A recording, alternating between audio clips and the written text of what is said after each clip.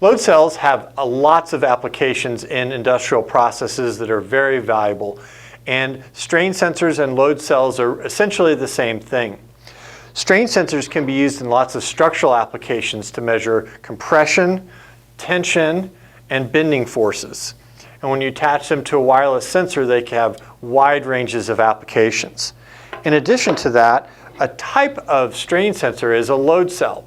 And load cells are often used in scales to measure weight and also forces of both pushing this way and this way, or measuring weights. One of the things we're really proud of in the whole LEAP sensor product line, but especially in the complex sensors of strain and load cells, is the ability for this system to work right out of the box. No configuration in the field, it's ready to go. And let me literally demonstrate that. Here is a LEAP system that just arrived. We'll open it up and fire it up. The first thing is our gateway, and I'm going to plug that in first because it takes about 2 minutes for it to come up and run. Then we also have our LEAP sensor, LEAP strain sensor, for load cells and strain sensing. And we'll fire that up as soon as the gateway gets going. In the box, we also have the power supply for the gateway, which I'm going to plug in. And then this particular LEAP system uses a USB interface. Although LEAP systems can also run with cellular connections and Ethernet connections. So it's a very flexible system. Typically when we're doing early proof of concept testing, clients like to start with USB connected to a personal computer so they can try the sensor and make sure it's going to work in their application before they buy more. So I've plugged it into the wall and I've plugged it into my laptop computer, and we'll give it about 2 minutes to come up. One of the things that makes strain sensing and load cell sensing so difficult is that the load cell or the strain sensor has to be balanced and calibrated, and that's typically in the field. In the case of a strain sensor, after the strain sensor is installed on the structural member, it usually isn't balanced, meaning that it will look like there's strain on it when actually there isn't. And that initial process of balancing the strain sensor can be very time consuming, even for an expert.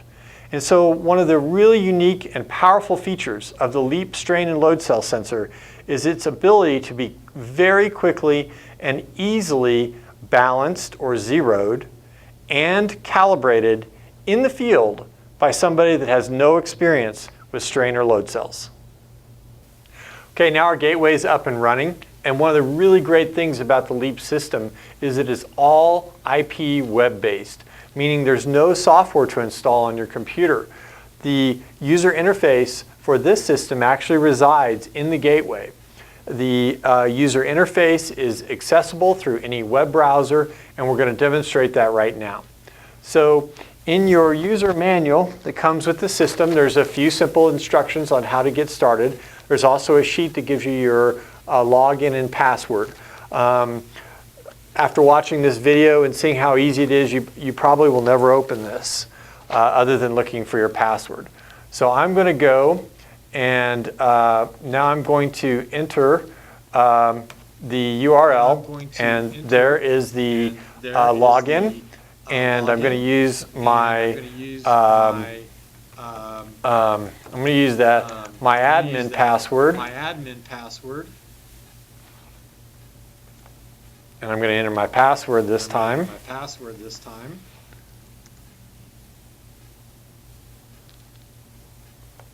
And the system's logging in now. It's connecting to the software in the gateway.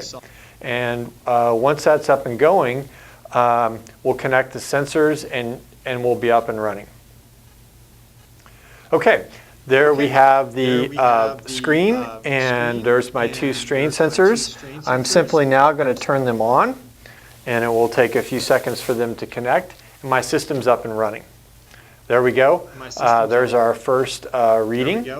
One of my strain sensors at the top here doesn't have a load cell connected to it, so it's going to read out of scale or real high value.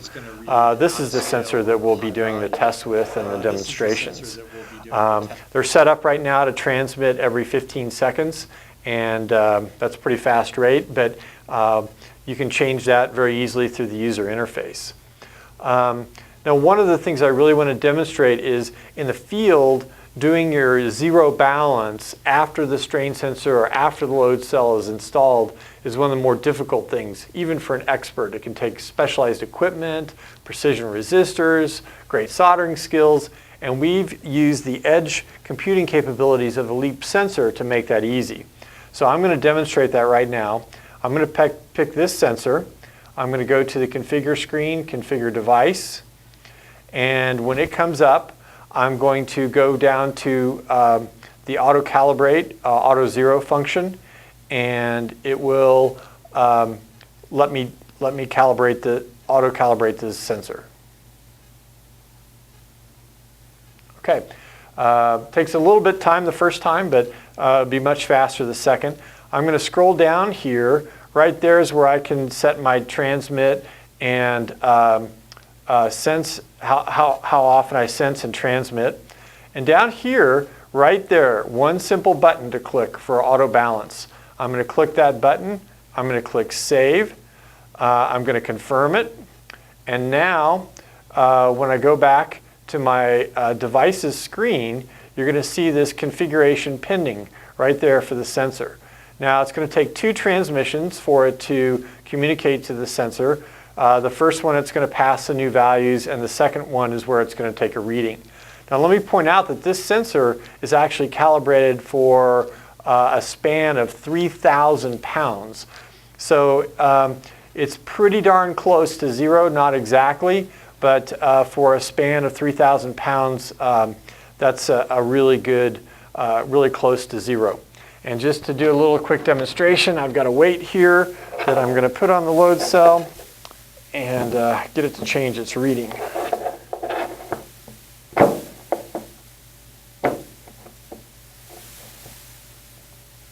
There we go. Should say somewhere around 5 to 6 pounds, I believe, on this bottom sensor. We'll let it transmit one more time. It's transmitting every 15 seconds.